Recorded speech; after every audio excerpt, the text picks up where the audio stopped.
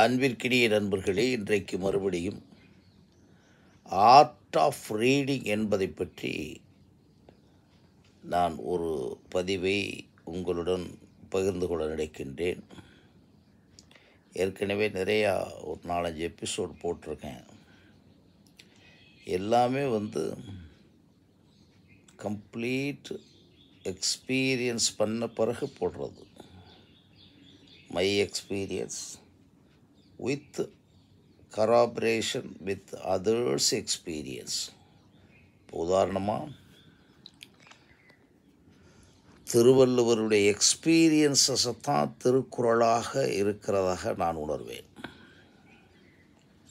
அப்புறம் அது எப்படி அவருக்குள்ளே வந்துச்சு, அவருடைய மரபணு திறனுக்குள்ளே எப்படி வந்துச்சுன்றது செகண்ட் ஆராய்ச்சி. ஆனால் அந்த எக்ஸ்பீரியன்ஸஸ் எல்லாமே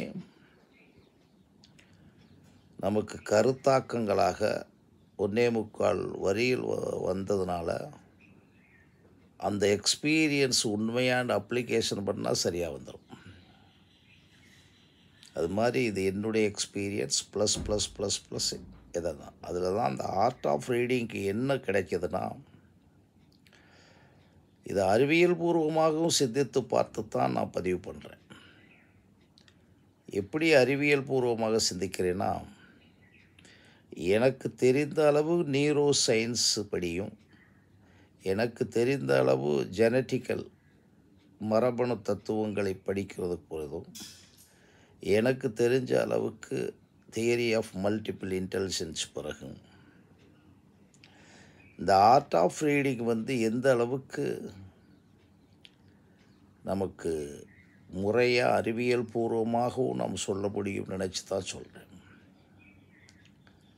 ஏன்னா இந்த உடம்புக்கு அத்தனை விஷயத்துக்கும் உத்தரவு போடக்கூடிய ஒரு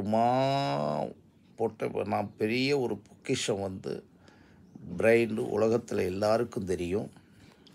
ஆனால் ஹவு அதை ஆக்டிவேட் பண்ணுகிறது, இந்த ஆர்ட் ஆஃப் ரீடிங்குரிய பேசிக் எப்படி ஆக்டிவேட் பண்ணுறதுன்றது நம்ம பண்ண மாட்டோம். பட் அதுதான் உண்மை. என்ன உண்மை என்னால், நீங்கள் சாப்பிடுகின்ற எல்லாமே எப்படி உடலுக்குள்ள அந்த டைஜஸ்டிவ் சிஸ்டத்துக்குள்ளேயும் எக்ஸ்கிரீட்டரி சிஸ்டத்துக்குள்ளேயும் எப்படி இயங்குதுன்றதை நீங்கள் புரிஞ்சுக்கிற முடியுமோ, அதே மாதிரி நாம் உள்வாங்குகின்ற எல்லா விதமான உணர்ச்சிகளும் அதிலிருந்து கன்வெர்ட் ஆகிற எண்ணங்களும் அறிவுகளும் நுண்ணறிவுகளும் பகுத்தறிவுகளும் மனச்சாட்சியும் மரபணு திறன்களும் எப்படி நடக்கிறது, எப்படி எலிவேட் ஆகிறது என்பதை புரிந்து கொள்வது தான் இந்த ஆர்ட் ஆஃப் லிவிங்கை, ஆர்ட் ஆஃப் ரீடிங்கை நான் கனெக்ட் பண்ணுறேன். நம்ம ஏற்கனவே பல தடவை சொல்லிட்டோம். மறுபடியும் ஒரு செய்திக்காக, ஆர்ட் ஆஃப் ரீடிங் என்பது புத்தகங்களை மட்டும் பரீட்சைக்கு படிக்கிறது மாதிரி இல்லை. அது சும்மா பரீட்சைக்கு படிச்சுட்டு மறந்து போயிடுறது. இப்போ இது ஆர்ட் ஆஃப் ரீடிங் என்பது என்னன்னா, உங்களுடைய வாழ்க்கையே மாற்றி அமைக்கும், மறுபிறவியவே காண வைக்கும்லாம் நான் சொல்லியிருக்கேன். அதன்படி பார்த்தீங்கன்னா, அறிவியல் பூர்வமாக இது எப்படி ஹவு இட் ஆக்டிவேட் அண்ட் ரீஆக்டிவேட்ன்றதை கண்டுபிடிச்சிட்டோம்னா, நம்மளுடைய டோட்டல் லைஃபுக்கும் இது எப்படி பயன்படும் தெரிஞ்சுக்கலாம். ஏன்னா இதனுடைய எஃபெக்ட்ஸ் எல்லாம் நம்ம தெரிஞ்சுக்கலாம். உலகத்தில் அவன் இறக்கும் வரை அவனுக்கு துணையாக இருப்பது புத்தகங்கள் தான் என்பது இந்த உலகத்தில் யாருமே இல்லைன்னு சொல்ல முடியாது. ஏன்னா அந்த இறக்கும் வரை அந்த பெட்டில் இருக்கும்போது கூட, அவனுக்கு கொஞ்சம் கான்சியஸ் இருக்கும்போது படுத்து கொண்டு கூட, அல்லது படுத்து சில பேர் படிக்க கேட்டுக்கிட்டே செத்துருக்காங்க. ஆமாம், அதை இப்போ வேறு மாதிரி மந்திரங்கள் சொல்லுவது அப்படிலாம் சொல்லிக்கிட்டு போகிறாங்கல்ல, கேட்குறாங்கல்ல. அவங்களுடைய இறுதி நாளில் அந்த பெட்டில் இருக்கும்போது கூட சில தேவாரங்கள் அல்லது தமிழ் மறைகள் அல்லது ஆங்கில மறைகள் சமஸ்கிருத மறைகளெல்லாம் பாடுவது உண்டு என்பது இருந்த விஷயங்கள். இப்போ இருக்குதா இல்லையான்னு தெரியல, ஆனால் இருக்கின்ற விஷயம்.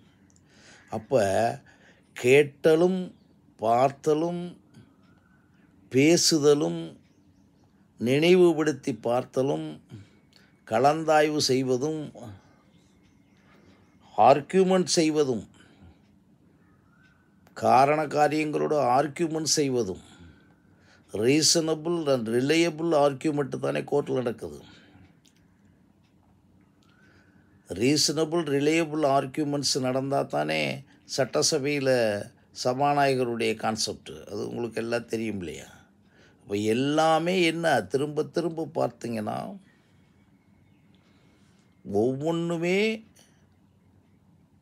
இந்த பேச்சுக்கு, இந்த ஆர்ட் ஆஃப் ரீடிங்க்கு எல்லாமே காரணமாக இருப்பது இந்த 5 பொறிகளில் குறிப்பாக 2 பொறிகள் கண், காது. அதுக்கு பிறகு பேசுகிறோம்னா வாயுது. ஸோ இந்த 5 பொறிகளுடைய ஒவ்வொரு அணுவணுமான இயக்கம்தானே ஆர்ட் ஆஃப் ரீடிங்னு புரிஞ்சுக்கிட்டிங்கன்னா அது அறிவியல் பூர்வமாக வரும்போது, நான் ஏற்கனவே கொஞ்சம் சொல்லியிருக்கேன், இந்த கேட்டல் பார்த்தல் இந்த எல்லாமே எப்படி நடக்கணும்னு சொன்னால், உள்வாங்கிறதுன்ற சாதாரண வார்த்தையை வச்சுக்கிறாதீங்க. அதுக்கு அப்சர்வேஷன் வித்தவுட் ப்ரீடாமினேஷனில் உள்வாங்கினா தான் நீங்கள் ஆர்ட் ஆஃப் ரீடிங் மூலம் ஒரு 5 E's ஃபார்முலா என்று நான் மரபணு சூத்திரங்களில் சொல்லுவேன். அதை நடத்தலாம். எப்படி நடத்தலாம்னா 5 E's ஃபார்முலான்றதை ஒரு செய்தியாக வச்சுக்கோங்க. ஆர்ட் ஆஃப் ரீடிங் கூடிய எஃபெக்ட்ஸு, விளைவுகளில் முக்கியமான விஷயம், உதாரணம் வச்சுங்களேன், observation without predomination plus 5 managements plus 5 managements leads to ever term memory என்ற ஒரு சின்ன ஃபார்முலா வச்சுக்கோங்க. அந்த அப்சர்வேஷன் நான் சொல்லலாம், observation without predomination plus 5 managements leads to ever term மெமரின்னு ஒரு சின்ன ஃபார்முலா வச்சுக்கோங்க.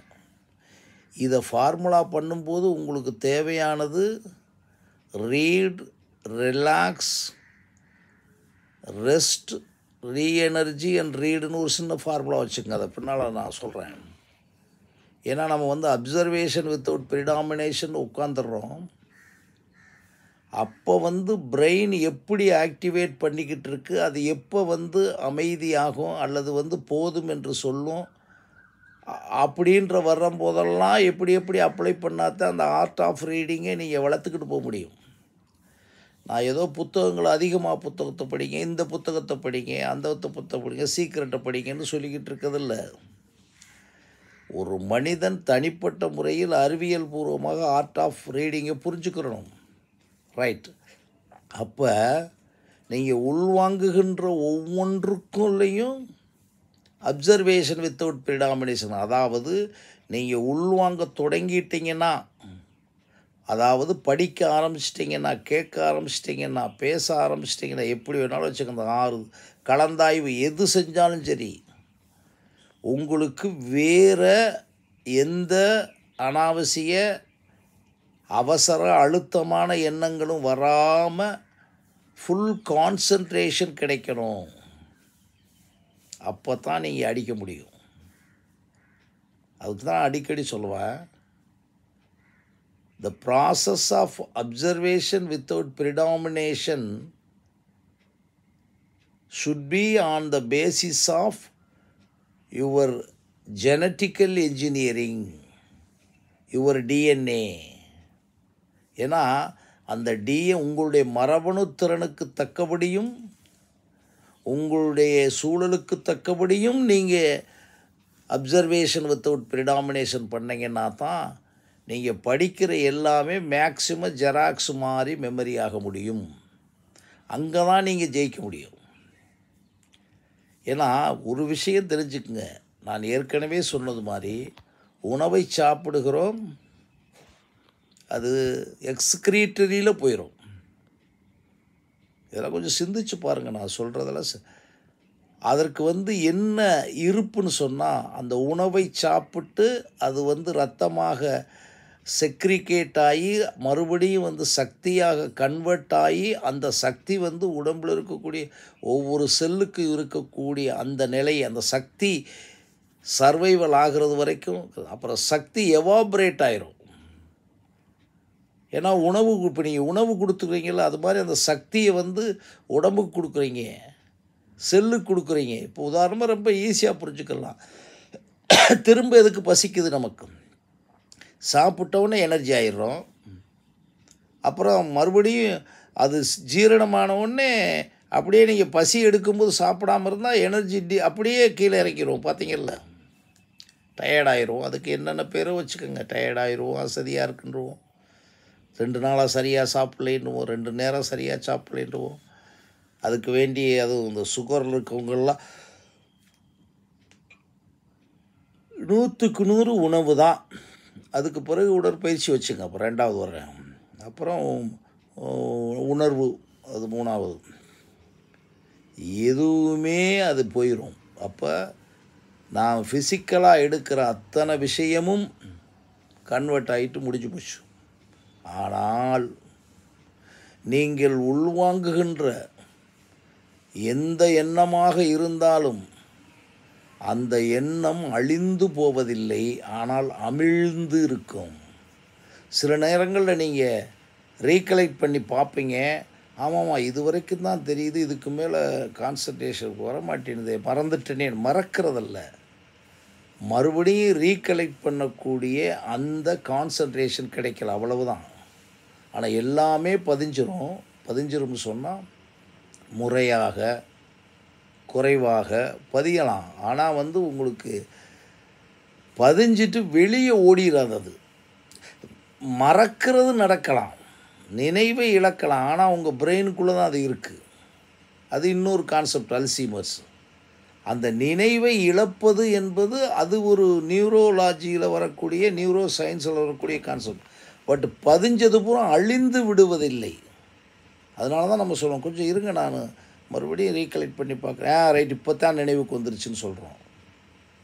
நான் சொல்கிறது எக்ஸாக்டாக மருத்துவர் மாதிரி சொல்ல முடியாது, பட் இருக்குது, அழிகிறதில்லை. இப்போ அதை ஏன் இதை சொல்கிறேன்னா, அந்த அழியாமல் இருப்பதற்கும் இது பிரெயினில் அது மறுபடியும் ஸ்டோர் ஆகிட்டு ஏடிஎம் மாதிரி போட்ட பணம், அதாவது பேங்க்கில் மாதிரி போட்ட பணம் அப்படியே அது வட்டியோடு கூடிக்கிட்டு போகிறது மாதிரியும், இந்த ஆர்ட் ஆஃப் ரீடிங் மூலம் உலகத்தையே சாதிக்கக்கூடிய அத்தனை ஆற்றல்களையும் படைப்புத்திறன்களையும் பெற முடியும் என்பதுக்கு தான் இதை நான் சொல்கிறேன்.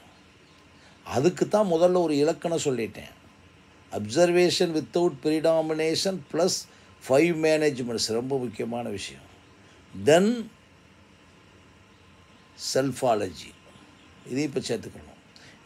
நீங்களாக இருந்து எதுவும் மற்று 100% உள்வாங்க தொடங்கினீர்களானாலே, அதாவது பார்த்தல் கேட்டல், அதாவது ஆர்ட் ஆஃப் ரீடிங் செய்தீர்களானாலும், நீங்கள் உள்வாங்குகின்ற எல்லாமே what ever you are receiving, learning, they are studying, hearing, arguing, interacting, recollecting, everything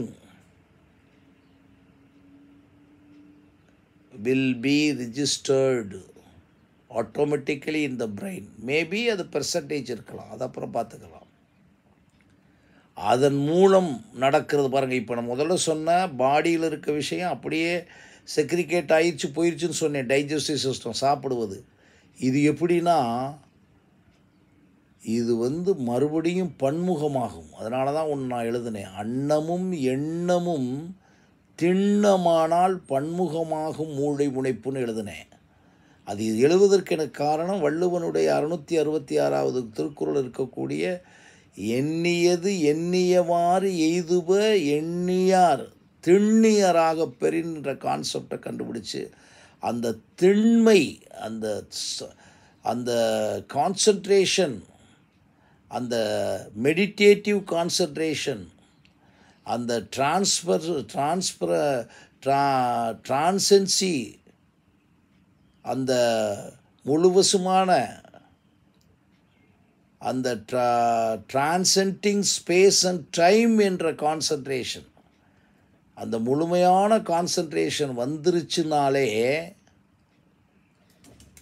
நீங்கள் ஈஸியாக புரிஞ்சுக்கலாம். நம்ம சாதாரணமாக ஒரு செல்லில் ஒரு 10 ஜிபி இருக்கும், 5 ஜிபி இருக்கும், சிலதில் 2 ஜிபி இருக்கும், சிலதில் 32 ஜிபி இருக்கும். ஐஃபோனில் மேக்ஸிமம் ஒரு 100 கூட இருக்கலாம் வச்சுக்கோங்க.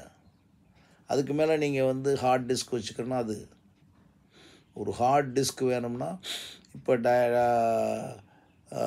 எம்பி வந்துருச்சு, அப்புறம் ஜிபி வந்துருச்சு, இப்போ டிபி வந்துருச்சுன்றாங்கல்ல. பட் உங்கள் பிரெயினுக்குள்ளே 10,000 கோடி சூப்பர் கம்ப்யூட்டர் இருக்குது. இதில் பல லட்சம் கோடி, ஒரு செய்திக்காக சொல்கிறேன், ஜிபி இருக்குது. நீங்கள் எல்கையற்ற உங்களுடைய எல்லா உள்வாங்குதலையும் சர்வ் பண்ணிவிட்டு அமைதியாக இருக்கும். அப்படிப்பட்ட ஒரு கான்செப்டு தான் உலகத்தில் நீங்கள் சாகிறது வரைக்கும் நடக்கிற ஒரு விஷயந்தான் ஆர்ட் ஆஃப் ரீடிங். அப்படிப்பட்ட ரகசியத்தை முதல்ல புரிஞ்சுக்கிட்டிங்கன்னா அந்த அறிவியல் இது எப்படி how to enter, how to உள்ளே சர்க்குலேட்டிங் உங்களுடைய பிரெயின் நியூரோ டிரான்ஸ்மிட்டர் என்று சொல்லக்கூடிய அதில் எப்படி நடக்குது, அது எப்படி சேவ் ஆகுது, அப்படி எப்படி சேஃப்டி ஆகுது, அது எப்படி மறுபடியும் நமக்கு உலகத்தில் இருக்கக்கூடிய self confidence, self esteem, self respect, ஒரு சூப்பர் கிரியேட்டர் என்ற ஒரு விஷயத்தை எப்படி உருவாக்குதுன்னு நெக்ஸ்ட் பார்ப்போம்.